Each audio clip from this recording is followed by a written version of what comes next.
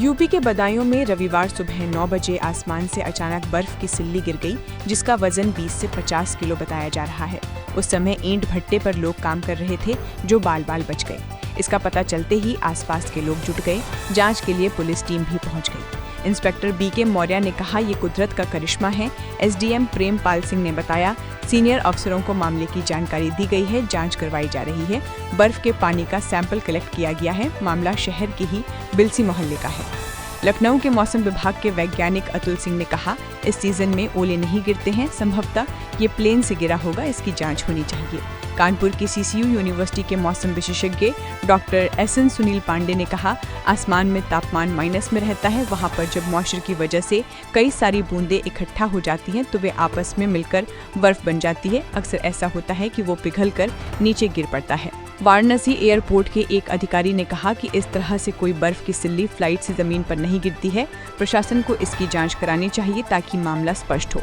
गोरखपुर की डीडीयू के भूगोल के रिटायर्ड प्रोफेसर करुणा निधान ने कहा, आसमान में जब तापमान शून्य से अचानक नीचे चला जाता है और दो परतों का तापमान अलग अलग होता है तो बर्फ या ओला गिरने की प्रक्रिया होती है।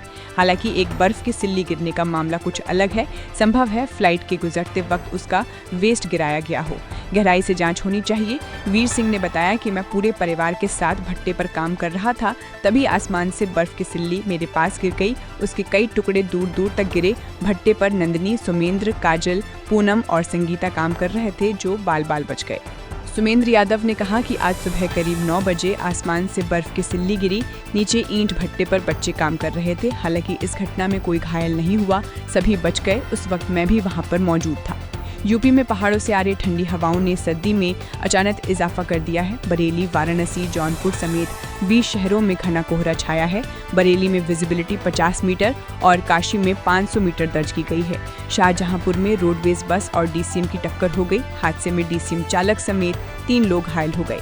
बुलंदशहर में इस सीजन का सबसे कम पारा 9 डिग्री सेल्सियस दर्ज किया गया। कोहरे के चलते काशी में 8 ट्रेनें निरस्त कर दी गईं। अगले महीने से लखनऊ रूट की 50 ट्रेनों को भी रद्द कर दिया गया है।